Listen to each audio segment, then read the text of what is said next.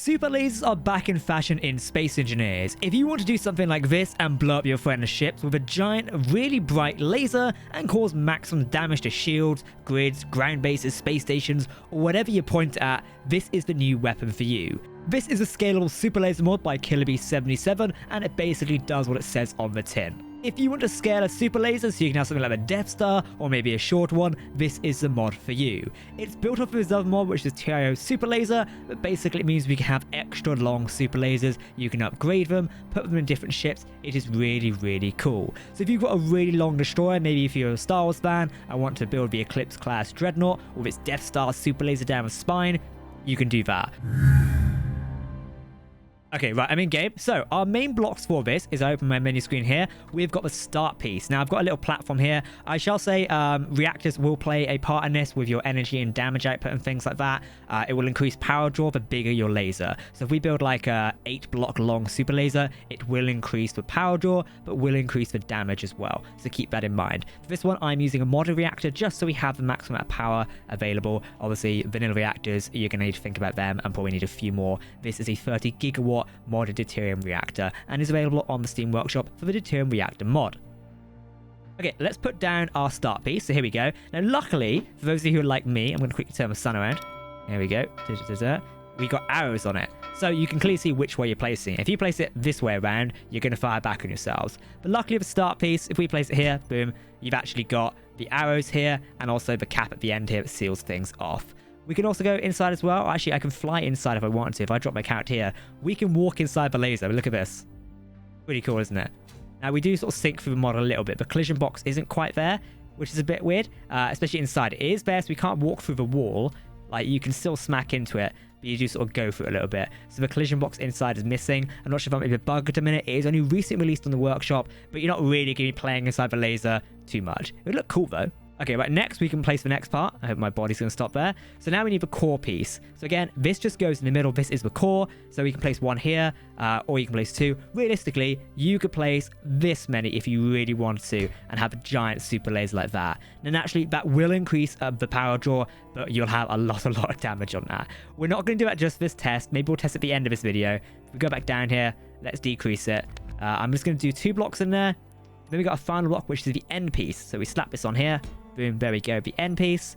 Happy days. And this is our super laser. So they look all roughly the same. So you just got to pay attention to what actually is the name of the piece. I'd argue it'd be nice if the main piece could, like, I don't know, have a bit of visual difference or something like that. Or the end part could maybe have like a cap sort of thing on it. Maybe something a bit more like close to, like, you know, visually closer. Perhaps like, you know, some design going around here or something like that. Now, we do also have the upgrade points as well.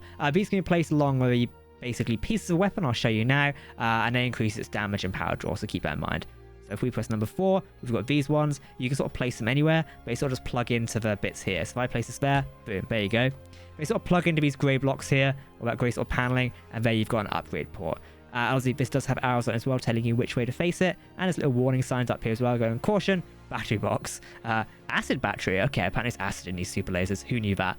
So there we go. That is our super laser. We've built it there. Again, you can make it longer or short if you want. You just need all 3 central pieces. You don't need the upgrade point. You can add them if you wish, and you can add them on sort of all 4 sides of a block as well, including the underside, this side, that side, and the top. All 4 sides. Done and done. Right, if we hop on our seat, we can now see how we can control this. Now, this is where things get a little bit complicated, and some may struggle with this.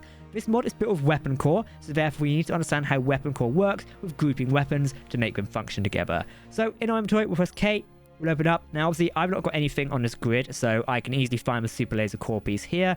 So we've got the 2 core pieces, the end and the start and the upgrade mod. To make all of this work together, we group it. So hold down shift, make sure you're selected here, hold down shift, click that one, group, and we can name it laser. Up in here, save block, done. Cool. Anything in Jack? How do we fire this? Well, first off, what I'm actually going to do is turn this into a quick station. I can then move this block. There we go.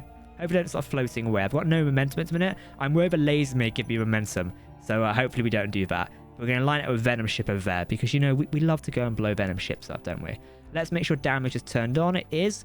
Cool. Now, in terms of controlling our laser, let's pretend that's not added there for a minute. We go to groups, laser, drag it down. Now, I would recommend doing toggle mouse control shoot, and you select that one. It's now inactive. If I click my mouse, you can sort of hear me clicking it. Nothing's happening. Now, if I press 1, mouse control is now active. And if I left click, you can hear it starting to charge. And there we go. Laser is charging. And this is very bright, by the way. If you're like sensitive to like epilepsy, I'd look away now. Now I'm gonna press F9. I'm still controlling this. We go up here. We're gonna try and take a Venom ship over there. Now I've not got like a good angle of this, so I may not hit. There we go. We are hitting it. I think we just missed a part of it. I see some damage done. Okay, we did some damage. Let's go check it out. We may be a bit too far away. I'm not sure. Okay, so we did a bit of damage there. It wasn't enough to like completely total the ship, but that would definitely still cause a reasonable amount of damage. So there we go. We've caused a bit of damage there. Now what I'm going to do, I'm going to replace this ship. We'll place in a new one which is sat over there, and then we'll see how much damage that does. Okay, so this time we place a new ship over there. Now let's fully upgrade this. Or actually, we'll extend it a little more. Let's take the core off there, also the main part, and we'll put more core pieces in. There we go. A new end piece. And let's fully upgrade this one and see how much damage we can cause. We might need some extra reactors, so we'll keep that in mind. I'm not going to put upgrades on the boss or on the sides at the minute, just because I want to still be able to look out to it. There we go, do that. So this should have fully upgraded it now. So we will need to regroup things. I'll put an extra one there. So we go back to our seat.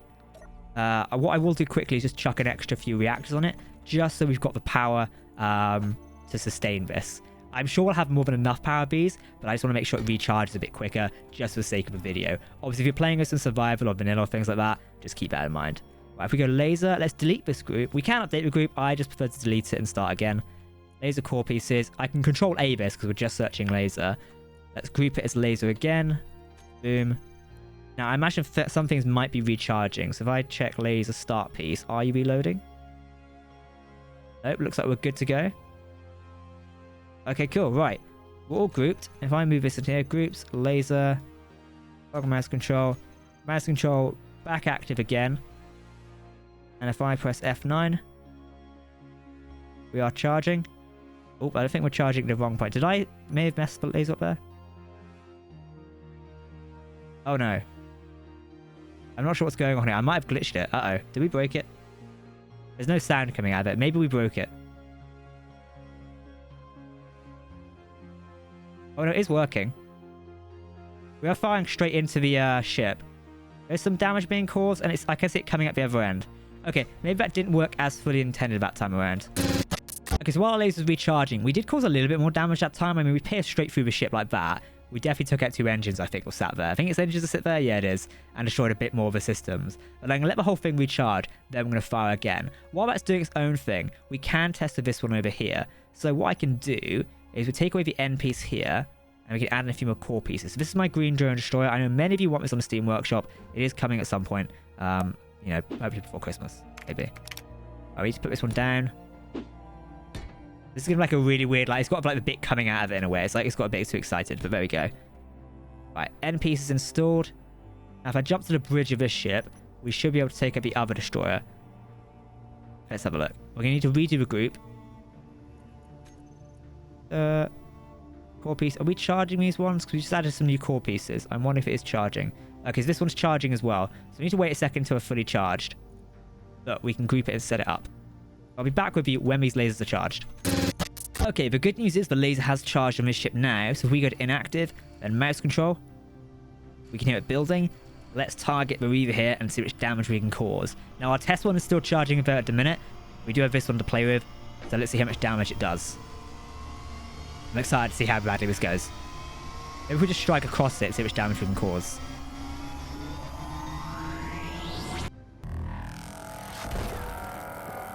Right, we're cutting through the hull. And I killed that off. There we go. So we caused some damage. It's not as powerful as the other super lasers used to be, but I think the point of the upgrade modules and things like that is you can make it more and more powerful. So if you have upgrade modules and a longer super laser, you are going to be scaling it to doing a lot more damage. That is something key and important to keep in mind. You almost sort of like need the infrastructure around the lasers to warrant that. So we built this whole thing through the hull of the ship, which we could possibly do. So essentially the ship is the weapon itself, then that could be something to take into consideration. It's why you get these super evil dreadnoughts in like the Star Wars universe, which have this amount of power. Just something to keep in mind. I think it could work really well, so we will have to take a look at that. Let's do one final test on our upgraded super laser over here, and see how much damage we can cause to the RCSP one, and then we will call it a day there. So back into mouse control, click again. For some reason this laser is still not working properly at the minute, which is a bit annoying. But we should be able to give it a good test fire anyway. And see how much damage we can do. So I can do F9 mode. I think this is a glitch on this one. Probably because we added bits to it. We might need to like scrap it and start again. Start with firing. It should cause a bit more damage this time around. Obviously, I've not got the sound, so I can't tell. There we go, it cuts out. Cool, let's go take a look. Right, that time we caused a bit more damage. Like, we've definitely gone through parts of the hull and sections there. So it definitely performs rather well. I think it's a case of just sort of, again, scaling it properly for your ship and making sure you're building it correctly. Still, this is a rather impressive mod for Space Engineers. I do suggest you take a look at it. I know many of you are crying out for super lasers on the Steam Workshop ever since we had the ATLAS Superlaser going missing. This is definitely the mod I'm going to be using for series going forward. It allows me so much more customization for ships and looks really cool as well. It doesn't look too futuristic and out there. It looks a nice basic model which can be adapted using blocks in Space Engineers, and the upgrade models also add like a different way of looking at it as well. Okay everyone, I've been Captain Jack. Thank you very much for watching this Space Engineers video. If you enjoyed it, then make sure to hit that subscribe button to never miss a video from myself and the team here on the Captain Jack channel. If not, we'll see you very soon.